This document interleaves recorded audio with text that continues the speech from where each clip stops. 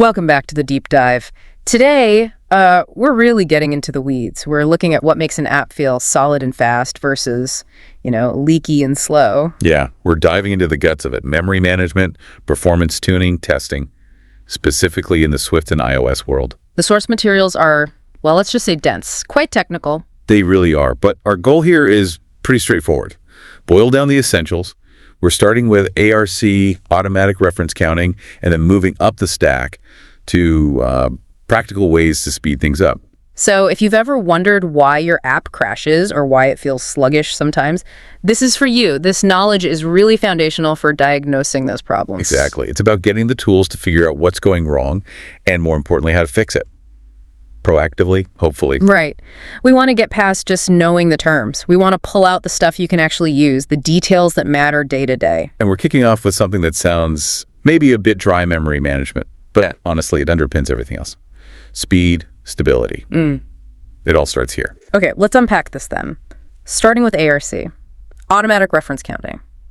It's the system in Swift, in Objective-C. How does it fundamentally differ from what you see in, say, Java or C#? Okay, so ARC, at its core, it's about tracking connections. Strong connections specifically. It counts how many strong references point to an object. Like how many things are actively using it? Precisely. And the moment that count drops to 0, poof, the object is deallocated immediately. No waiting around. No waiting. That's the key difference compared to garbage collection or GC. Right. Let's nail down that mechanism. It's not just watching, it's actively counting up and down. Exactly. Think of it this way. When you create an object, its count starts, usually at 1. If you assign it to a variable using let or var, that's a strong reference by default, the count goes up. Okay. Then, when that variable goes out of scope, maybe a function ends or you set it to nil, the compiler behind the scenes decreases the count. And 0 means deletion? 0 means immediate deallocation. The memory is freed right then and there. I kind of picture it like a really efficient librarian. The moment the last person returns a specific book, it's instantly removed from the shelf. No delay. That's a great analogy. And that immediacy, that predictability is the big selling point of ARC, especially when you compare it to GC. Okay, so let's do that comparison. ARC versus garbage collection. We know GC uses a background process. Yeah, the differences are pretty significant. First, how they manage things. ARC is mostly a compile time deal. The Swift compiler looks at your code and basically writes in the increase count and decrease count instructions for you.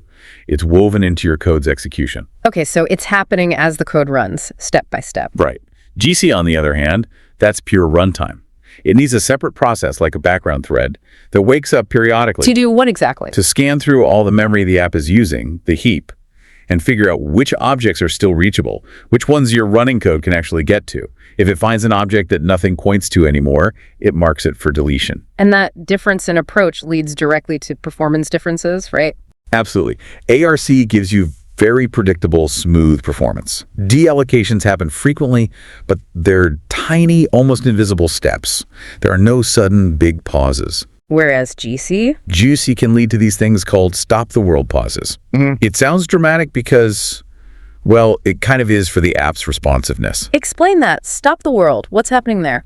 Okay, so when the GC decides it's time to clean up memory, it often needs to freeze everything else the application is doing. All your app's threads get paused. Why freeze everything? To get a stable snapshot. If your app was still running and changing references while the GC was trying to figure out who's pointing where, it'd be chaos. So it pauses, does its scan and cleanup, and then lets everything resume. And even a short pause? Even a pause of, say, 20 or 30 milliseconds. If your app is trying to render animations smoothly at 60 frames per second, that means you need a new frame every 16.7 milliseconds. A 30 meters pause guarantees you drop frames. You see a stutter, a jank. Okay.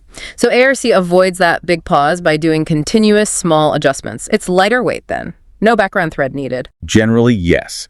It doesn't need that constant background monitoring process that GC relies on. Yeah. But there's always a but. The trade-off. What's the developer's responsibility with ARC? The big one is handling retain cycles or reference cycles. The dreaded cycle. Exactly. GC is usually smart enough to handle these. It can see that object A points to B and B points back to A, but nothing else points to either of them. It realizes they're isolated and eventually cleans them up. But ARC just looks at the counts. If A has a count of 1, because B points to it, and B has a count of 1 because A points to it, neither count will ever hit 0, even if nothing else in the app uses them anymore. They just leak memory. So we, the developers, have to manually break that cycle. We do, using things like weak or unowned references, which we'll definitely get into. Okay.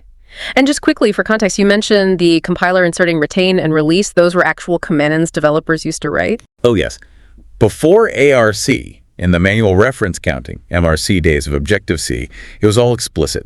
You'd call my object retain when you needed to keep it, and my object release when you were done. Sounds error-prone. Massively. Forget a release. Memory leak. Release it one too many times, crash. We also had auto-release, which was a way to say release this later, usually at the end of the current chunk of work, the run loop. ARC automated all of that, which was a huge step forward. I can imagine. The burden shifted from manually calling functions to understanding ownership. And that brings us to the reference types: strong, weak, and unowned. Exactly. Mastering these three is basically job number 1 for managing memory correctly in Swift. Let's start with the default, the one we get if we don't specify anything else: strong references. Right. A strong reference is the default way of saying, I own this object. It increases the reference count, and as long as that strong reference exists, the object it points to cannot be deallocated. Guarantees the object stays alive. Simple enough. But the problems start when everything holds on to everything else strongly. Precisely. That's where we need the non-owning references to step in and break those potential cycles. So first up, the most common one you see: weak references. Okay, weak. A weak reference says, I want to refer to this object, but I don't want to keep it alive. It does not increase the reference count. And critically, it's always an optional type, right? It has a question mark after. Always. That's its safety feature. Because the object it refers to might be deallocated at any time if all its strong references disappear. If that happens, the weak reference automatically becomes nil. So it doesn't become a dangling pointer pointing to freed memory. Yeah. It just safely becomes nil. Exactly. This makes it perfect for things like delegate patterns, where a child object needs to talk back to its parent, the delegate, but shouldn't own the parent. You check if it's nil before you use it. Okay, that makes sense. So if weak is safe and becomes nil, why do we even have the other non-earning type, unowned references? Good question. Unowned is similar to weak in that it also doesn't increase the reference count. It doesn't keep the object alive, but it's not optional. An unowned reference fundamentally assumes, no, it asserts, that the object it points to will always be there for the entire lifetime of the unowned reference itself. That sounds risky. What happens if you're wrong? If the object does get deallocated? Crash. Immediate hard crash. If you try to access an unowned reference after the object it pointed to has been deallocated, you're accessing invalid memory and the runtime just stops everything. Ouch. So given that risk, why would you ever choose unowned over the safety of weak? Performance uncertainty, essentially. There are specific, often tightly coupled scenarios where you can be absolutely 100% certain that one object will not outlive the other. Think maybe of a card object that always belongs to a deck. The card can't exist if the deck doesn't. I see. So if the relationship guarantees the lifetime, unowned might be used. Correct. In those guaranteed cases, using unowned avoids the slight overhead of optional unwrapping that you have with weak. You don't need the iflet or guardlet. It can make the code slightly cleaner and maybe minutely faster, but you must be right about the lifetime guarantee. If there's any doubt, use weak. It really puts the onus on the developer to understand the object graph perfectly. It absolutely does. Now, you mentioned something fascinating. The safety behind weak isn't just magic. How does it automatically become nil? You mentioned a weak reference table. Yes, this is happening under the hood, managed by the Swift runtime. It's essentially a hidden lookup table, maybe a hash map. What does it store? It maps an object's memory address to a list of all the weak pointers that are currently pointing to that object. Okay, so the runtime keeps track of who's weakly referencing what. Right. And here's the critical part. When an object's strong reference count hits 0 and it's about to be deallocated, the runtime doesn't just free the memory immediately. It first looks up that object's address in the weak reference table. Finds all the weak pointers. Finds all the weak pointers listed there, and then it goes and actively sets each of those weak pointer variables to nil. Then it finally deallocates the object's memory. Wow. So that zeroing process is an active step the runtime takes? It is. It's what prevents weak references from ever becoming dangling pointers. It ensures safety. Is there a cost to this compared to, say, a strong reference? There is a small overhead, yes. Incrementing or decrementing a strong reference count is usually a very fast atomic operation. But Creating or destroying a weak reference involves interacting with this shared hidden table, maybe acquiring a lock, doing a lookup, updating a list. It's slightly heavier. So in really high contention scenarios, maybe creating tons of weak references very rapidly, could that potentially become a bottleneck? Potentially, yes. It's less common than other performance issues, but in extreme concurrent situations, managing that weak table could introduce some contention. For 99% of apps, though, the safety benefit vastly outweighs this minor cost. Okay, that safety net is crucial, especially when we think about the main reason we use weak and unowned, avoiding the retain cycle. Let's define that clearly. A retain cycle, or reference cycle, is that situation we touched on earlier. Two or more objects hold strong references to each other, forming a closed loop. Like A owns B and B owns A, both strongly. Exactly. Because A is held by B, its count never hits 0. Because B is held by A, its count never hits 0. Even if nothing else in the entire application holds on to either A or B anymore, they keep each other alive indefinitely. Resulting in a memory leak. The memory they occupy is never reclaimed. Correct. Until the app terminates, that memory's just lost. And the solution is always to break the loop somewhere with a non-owning reference, weak or unowned. Always. One of those strong links in the chain has to become non-owning. Where do we see cycles most often these days? You mentioned closures earlier. Closures are probably the number one place, especially when the closure needs to refer back to the object that owns it, typically using self. Right. If a closure captures self strongly and self holds onto the closure strongly, like storing it in a property, boom, cycle. Instant cycle. That's why Swift gives us capture lists for closures. Let's talk about weak self. How does that work? When you put weak self at the start of your closure definition, you're telling the closure, capture self, but capture it weakly. The closure no longer keeps the self object alive. And because it's weak, self inside the closure becomes optional, right? Exactly. Inside the closure, self is now optionally your class type.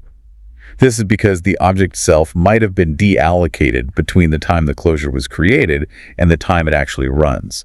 Think network callbacks. So you have to handle that potential nil. You must.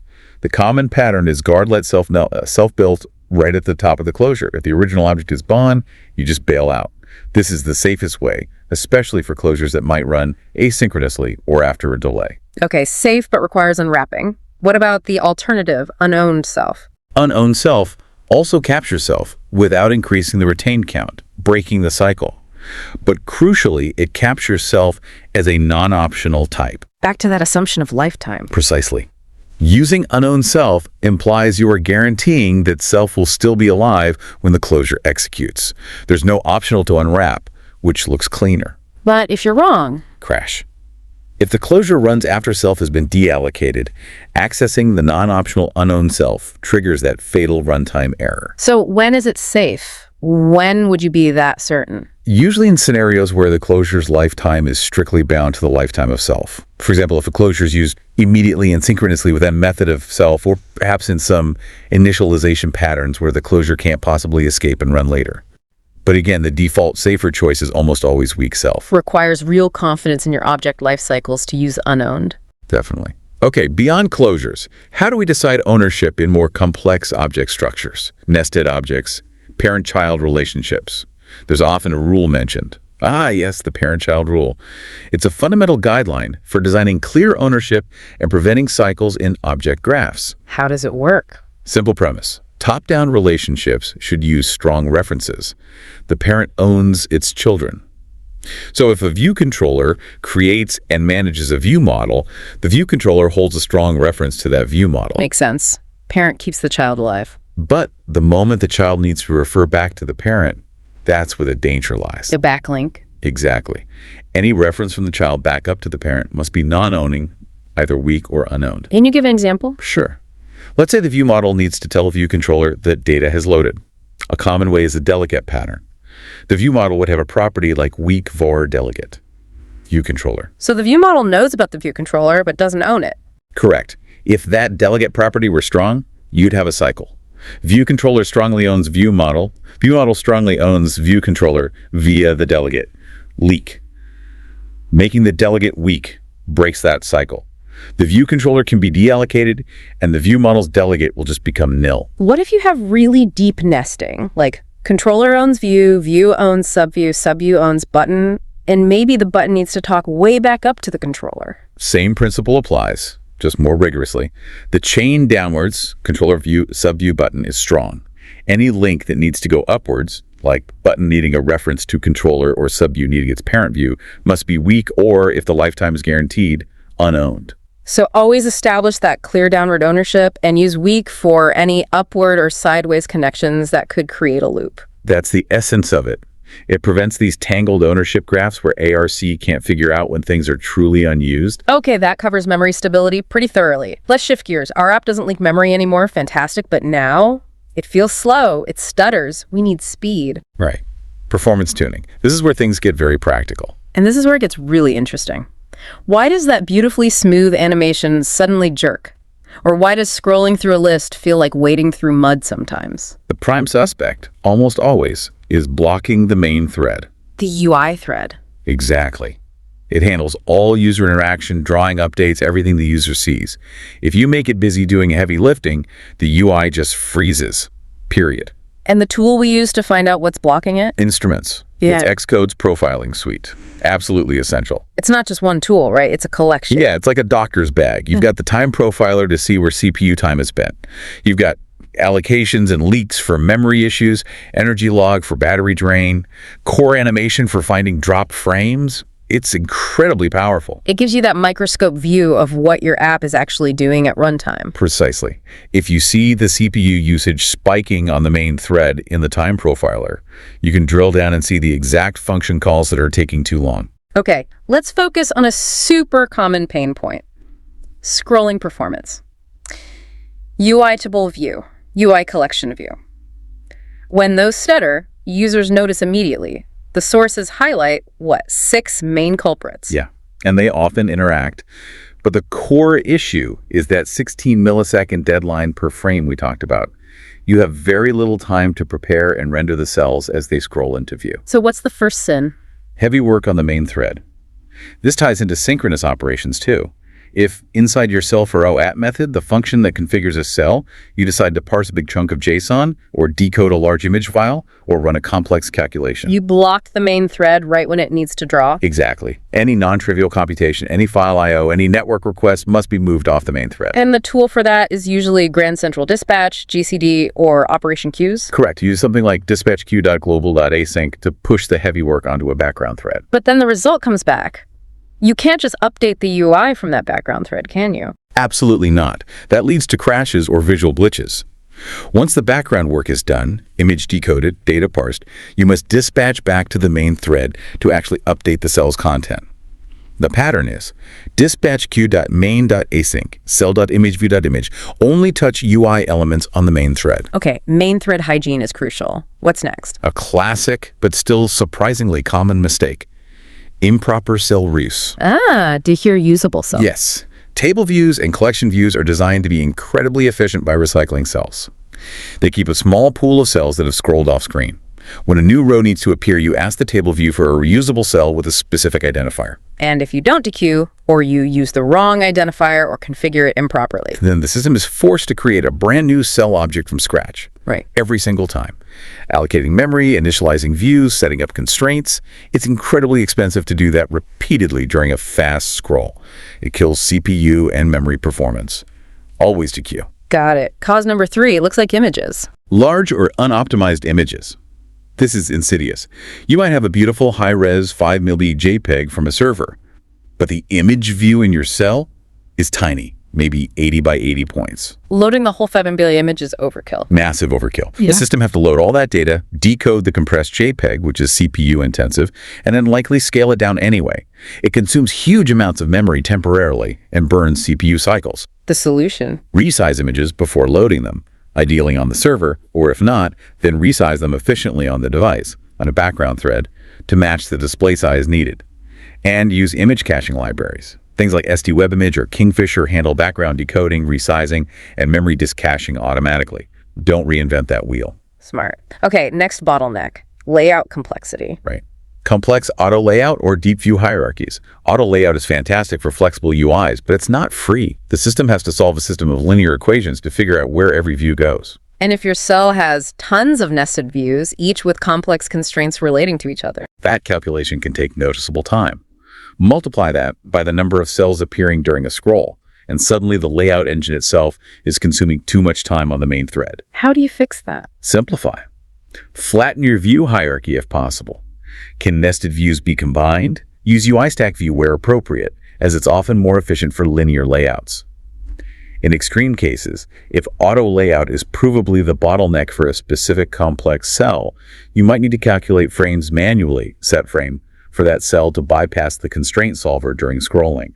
Use instruments to confirm this first, though. Manual layout feels like a last resort. It usually is, but sometimes necessary for peak performance in really demanding lists. Okay, and the final common cause listed. It sounds like a catch-all. Too much work and self-heroic. Yeah, this is distinct from slow I/O. There's about the sheer amount of code executing in that configuration method. Maybe you're doing complex date formatting, drawing custom shapes with core graphics, setting up elaborate shadows or masks. Things that aren't network or disk but still take CPU time. Exactly. If setting up the visual appearance of the cell itself is computationally heavy, it contributes to lag. The fix here is often pre-calculation. Can you format that date string before it gets to cell format?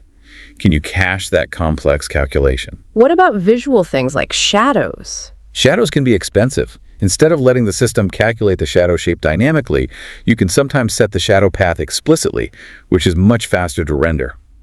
Setting corner radius and masks up bounds can also have a performance cost, especially if applied to many views within the cell. Use these effects judiciously or find lighter weight alternatives if scrolling suffers. Keep cell format as lean and fast as humanly possible. That's a great checklist for tackling scrolling issues. Let's pivot slightly to the very start of the user experience. App launch time. First impressions matter, right? Critically important. Apple even measures and potentially flags apps with slow launch times during App Store review. Users have zero patience for staring at a launch screen. We talk about different kinds of launch. Yeah, mainly three. Cold launch is when your app isn't running at all, maybe after a device reboot or if it hasn't been used in a long time. This is the slowest and most important one to optimize. Then there's warm launch. Warm launch is when the app's process might still be in memory, iOS suspended it, but needs to be brought back to the foreground and finish launching. Faster than cold. And hot launch. Hot launch is when your app is already running in the background and just gets brought to the front. That's usually almost instantaneous. We primarily focus optimization efforts on the cold launch. Makes sense. So what things typically slow down that critical cold launch? Several factors conspire against you. First, just the app binary size and dynamic libraries. The bigger your app executable and the more frameworks, especially the third-party SDKs it links against, the longer the operating system takes just to load everything into memory before your code even starts. The loading phase itself takes time. Yes. Second, and very common, heavy app delegate scene delegate code. These are the first places your code runs. Application.finish launching with options, or the scene delegate equivalent. Exactly. If you put time-consuming setup work in there, initializing complex objects, setting up your entire database stack synchronously, locking network calls for configuration, initializing analytics, you are directly adding to the launch time before the user sees anything. Ouch. What else? Third, storyboard and view hierarchies. If you have one giant main.storyboard, loading and parsing that XML file takes time. Similarly, if your initial view controller has a very deep or complex view hierarchy, rendering it the first time takes longer. Fourth is related to the app delegate issue but can happen elsewhere. Disk and I/O operations. Reading large configuration files synchronously, running core data migrations, checking licenses online. Anything blocking on disk or network during launch is bad news. And fifth? Static initializers and singletons. If you have global variables or singletons that do significant work when they are first accessed or initialized, that cost gets paid during launch if they're needed early. Okay, lots of potential traps. What's the overarching strategy to speed things up? Lazy loading and deferral.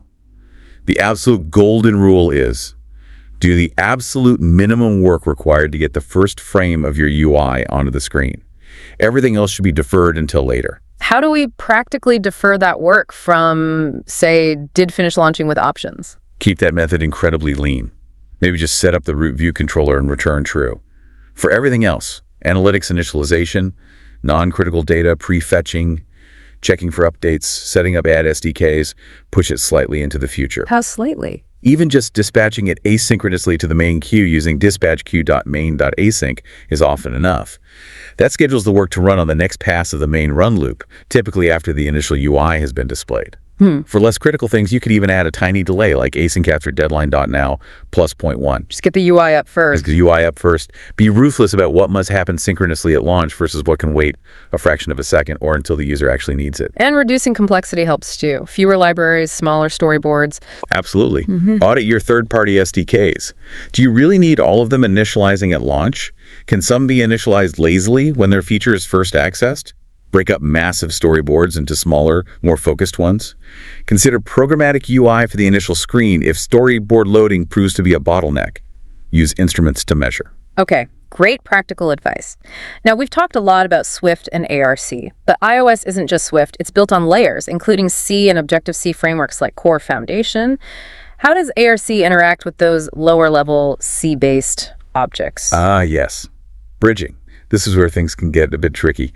ARC, as we said, automatically manages Swift and Objective-C objects, things that are classes. But core foundation types, CF string, CF array, CF dictionary, those aren't classes, are they? Nope. They are C-based structure. They don't use ARC. They use the old-school manual C functions for reference counting, CF retain and CF release. So if our Swift code gets handed a CF dictionary ref from an older C API, ARC doesn't manage it, we have to call CF release ourselves. Potentially, yes. Yeah. However, there's a mechanism called toll-free bridging. Toll-free. Sounds convenient. It is. For some core foundation types, there's a direct interchangeable equivalent in the foundation framework, which is ARC managed. The classic example is CF string ref and NS string. You can often cast between them directly. How does ARC handle that? When a toll-free bridged CF object is cast to its foundation counterpart, like CF string to NS string, ARC can often take over management while it's being used as the foundation type. The system handles the retain release calls across that bridge implicitly in many common cases. But not all CF types are toll-free bridged, right? And sometimes C APIs just give you raw pointers you need to manage. Exactly. For CF types that aren't bridged, or when dealing with C APIs that give you ownership explicitly, you are responsible for managing the CF reined-in and CF release calls yourself. How does Swift even represent those manually managed pointers safely? Swift uses a special wrapper type, unmanaged T. It basically holds on to the raw C pointer. T would be the CF type, like CF string, without ARC trying to manage its lifetime automatically. It signals, hey, ARC, hands off this one, I'll handle it manually. And using unmanaged forces you to be explicit about ownership, doesn't it? There are specific methods to get the value out. Yes, that's the key safety feature. To get the actual object back from an unmanaged instance, you have to call either take retained value or take unretained value. What's the difference? When do you use which? It depends on the C API's documentation, specifically its memory management conventions. You call take retained value if the C function you called gave you an object that you now own. The function effectively did a CF retain for you, and you are now responsible for calling CF release on it later when you're done. Taking the value transfers that ownership, plus one retain count, to ARC or your manual management. Okay, take retain means you own it now. What about take unretained? You call take unretained value if the C function gave you a reference to an object that you do not own. The function is just letting you borrow a reference. Someone else is still responsible for its lifetime. Getting the value this way, it doesn't affect the retain count, and you must not call CF release on it. Getting that wrong sounds like the old MRC bugs all over again. It is exactly that. Use take retain value when you should have used take unretained value, and you might cause a crash later by over-releasing. Use take unretained value when you should have used take retained value, and you leak the object because you never took ownership and released it. You have to read the C API docs carefully. A clear link between understanding memory rules and preventing crashes. Which brings us nicely to validation. We think we've fixed leaks, we think we've improved performance, but how do we prove it? How do we ensure quality? Testing.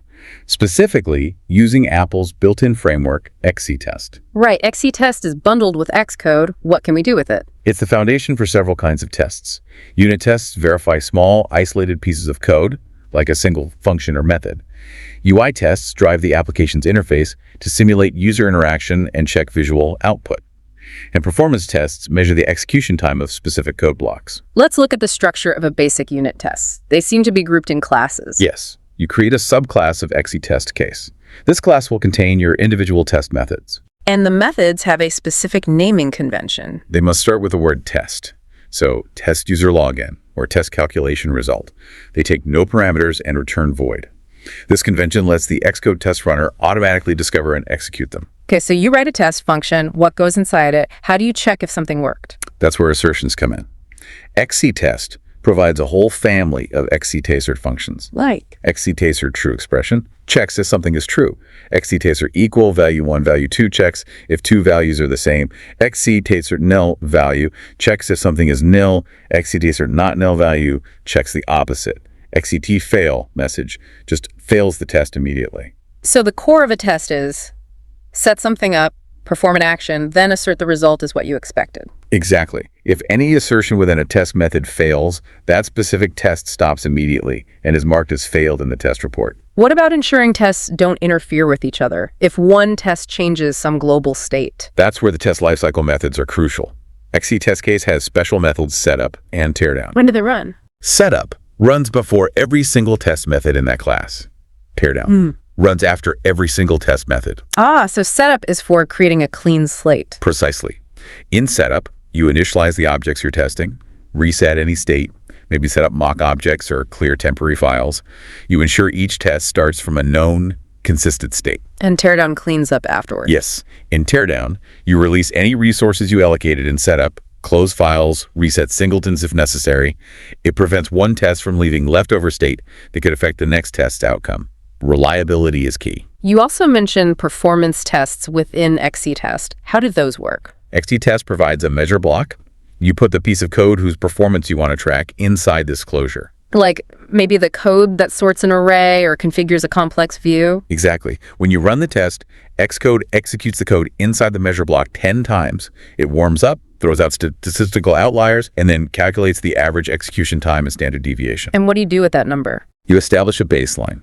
The first time you run it, you tell Xcode this is the expected performance. Then in the future, if that code gets slower, maybe due to a refactoring, the performance test will fail, alerting you to a regression before it impacts users. It's great for tracking performance over time. Wow. Okay, that's quite a journey you've taken. From the nitty-gritty of ARC reference counts to the crucial difference between strong, weak, and unowned for breaking cycles. Through diagnosing UI lag using instruments and tackling common scrolling pitfalls. Optimizing that critical app launch sequence. And finally, ensuring our code is correct and performant using XCTest. It all connects. Understanding ARC helps prevent leaks. Knowing weak and known helps build stable object graphs. Profiling with instruments finds the bottlenecks in rendering or launch. Testing validates that our fixes actually work and don't regress. It paints a picture where stability and speed aren't magic. They come from understanding these underlying mechanics and applying the rules deliberately. Exactly. The predictability of ARC is a huge advantage if you manage ownership correctly. The performance tools let you see exactly where time is spent. It's complex, yes, but it's a solvable complexity. So what does this all mean? It seems the core message is be intentional, define ownership clearly, push heavy work to the background, measure everything, don't guess. That sums it up pretty well. If you don't actively manage ownership with weak or unowned where needed, you will get leaks. If you don't profile, you'll chase performance ghosts. You have to be deliberate. Okay, let's wrap up with our final provocative thought for you, our listeners. We spent a lot of time talking about how strictly defining ownership's strong parent, weak child-to-parent links makes software systems manageable and prevents resource deadlocks, these memory leaks. Right, that parent-child rule with weak backlinks. So, think beyond software. Consider a large, complex, real-world system, maybe a big corporation's hierarchy, or a global supply chain, or even a complex government agency. What happens in those systems when the lines of ownership and dependency aren't clear? Where do you see real-world retained cycle situations where, say, a subsidiary department tries to exert strong ownership back over its central headquarters, or where dependencies become so circular that nobody can make a decision or deallocate an inefficient process? Interesting. Where does that lack of clearly defined weak links lead to bureaucratic sludge, inefficiency, and an inability for the system to adapt or slim down? That's something for you to chew on. How could the principles of strong downward ownership and weak upward dependency apply to making complex human systems more efficient and responsive? A fascinating parallel. We hope this deep dive has given you some concrete tools and maybe some new ways to think about building truly fast and stable applications. Thanks for joining us. Until next time on The Deep Dive.